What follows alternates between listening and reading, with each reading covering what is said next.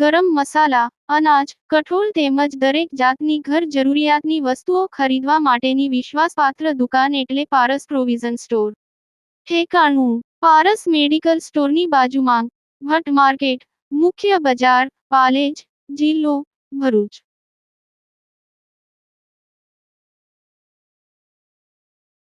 અંકલેશ્વર કોંગ્રેસમાં મોટો ભંગાણ, 50 કાર્યકરોએ હાથનો સાથ છોડ્યો. અંકલેશ્વરમાં બચેલા ગઢના પણ કાંગરા ખર્યા, વિધિવત રીતે ભાજપમાં જોડાઈ ગયા. અંકલેશ્વરમાં ભાજપના સ્થાપના દિવસની ઉજવણી દરમિયાન મહત્વપૂર્ણ ઘટનાક્રમ સામે આવ્યો છે. મા શારદા ભવન ટાઉનહોલ ખાતે યોજાયેલા સક્રિય કાર્યકર્તા સંમેલનમાં કોંગ્રેસના 50મી વધુ કાર્યકરોએ ભાજપનો ખેસ ધારણ કર્યો છે. આ કાર્યક્રમમાં વડોદરાના પૂર્વ સાંસદ રંજનબેન ભટ્ટે વિશેષ ઉપસ્થિતિ નોંધાવી હતી. તેમણે કાર્યકરોને જનસંઘથી લઈને ભાજપ સુધીની વિકાસયાત્રાની માહિતી આપી હતી. ભાજપ દ્વારા ગુજરાતની તમામ 182 વિધાનસભામાં સક્રિય કાર્યકર્તા સંમેલનનું આયોજન કરવામાં આવી રહ્યું છે. કાર્યક્રમમાં અંકલેશ્વરના ધારાસભ્ય ઈશ્વરસિંહ પટેલ, ભરૂચ જિલ્લા ભાજપ પ્રમુખ પ્રકાશ મોદી, અંકલેશ્વર શહેર ભાજપ પ્રમુખ ધર્મેન્દ્ર પૂષણા હાજર રહ્યા હતા. અંકલેશ્વર નગર સેવાસદનના પ્રમુખ લલિતા રાજપુરોહિત અને કારોબારી અધ્યક્ષ નિલેશ પટેલ સહિત જિલ્લા ભાજપના આગેવાનો અને સક્રિય કાર્યકર્તાઓએ પણ હાજરી આપી હતી. નવા જોડાયેલા કાર્યકરોને ભાજપના આગેવાનોએ ખેસ પહેરાવીને પક્ષમાં આવકાર્યા હતા. યાકુબ પટેલ, ભરૂચ. રંજનબેન, ખાસ અંકલેશ્વર આવ્યો છે સંમેલનમાં અને કેટલા કોંગ્રેસ કાર્યકરોએ કેસરી ધારણ કર્યું છે, શું કહેશો? દેશના પ્રધાનમંત્રી આદરણીય નરેન્દ્રભાઈ મોદીજી દેશનું નેતૃત્વ સંભાળ્યું છે.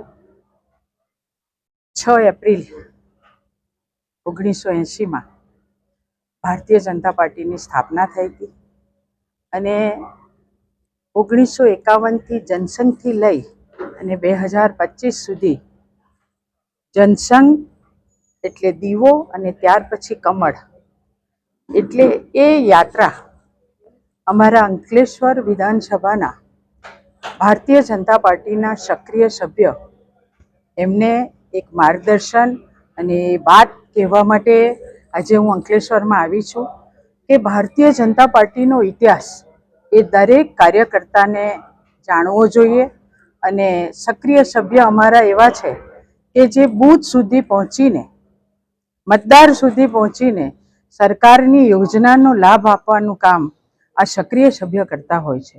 આજે અંકલેશ્વર મુકામે ભારતીય જનતા પાર્ટીના ખૂબ મોટી સંખ્યામાં સક્રિય સભ્ય પણ ઉપસ્થિત રહ્યા.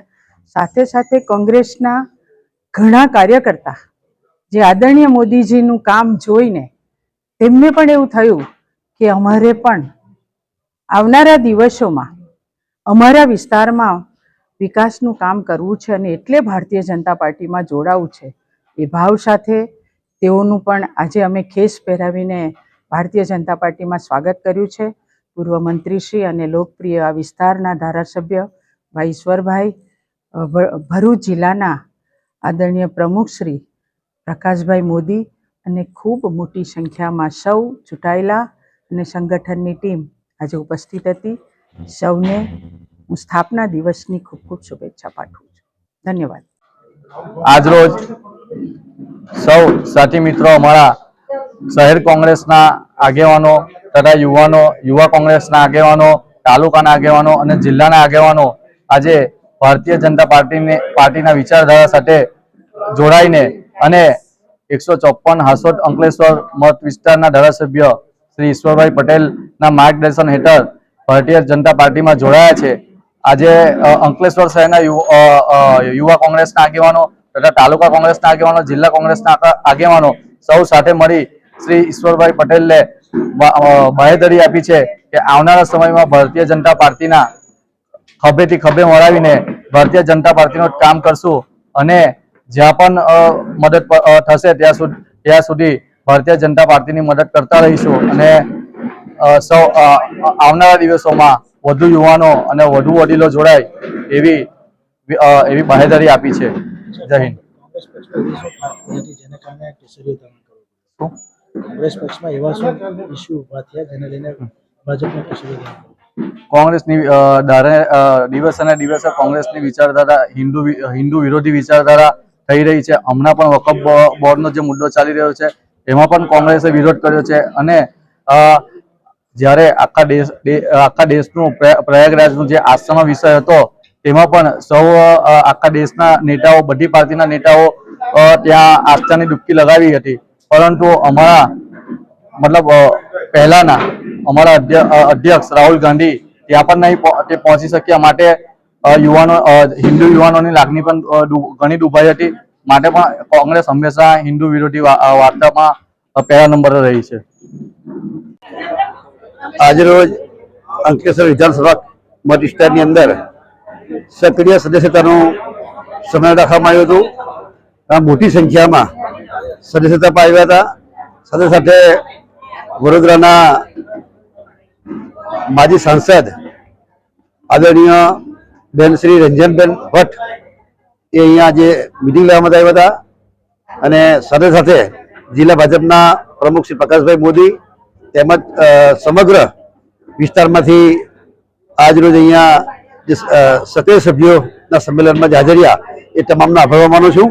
અને આમ જોઈએ ગઈકાલે જ 6 એપ્રિલ 1980ના રોજ ભારતીય જનતા પાર્ટીની સ્થાપના થઈ હતી અને ગઈકાલે જ ઉજવણી કરવામાં આવી છે. એ અનુસંધાનમાં 8, 9 અને 10 આ 3 દિવસની અંદર સમગ્ર 182 વિધાનસભા સીટની અંદર આ સક્રિય સદસ્યતાના સંમેલનો કરવામાં આવી રહ્યા, ત્યારે એ અંતર્ગત આજે અંકલેશ્વર ખાતે પણ આ સંમેલન પૂર્ણ થયું છે.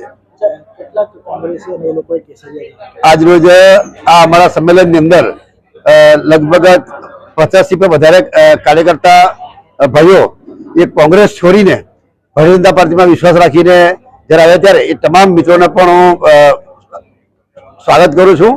તમામ મિત્રો હરી મળીને ભારતીય જનતા પાર્ટીની સાથે જે પ્રકારે મોદી સાહેબ સમગ્ર દેશની ચિંતા કરીને, જે પ્રકારે નાનામાં નાના વ્યક્તિનું પણ ચિંતા કરીને જે પ્રકારે કામગીરી કરે, એમાં એ તમામ મિત્રો સહભાગી થાય અને આવનારા દિવસની અંદર છેવાડાના વ્યક્તિઓનો વિકાસ થાય એ પ્રકારનું કામગીરી થઈ રહી છે. ગુજરાતના અગ્રીમ અખબારોમાં આપની કોઈ પણ પ્રકારની જાહેરાત આપવા માટે સંપર્ક કરો. જાહેરાત વ્યાજબી ભાવે પ્રસિદ્ધ કરી આપવામાં આવશે.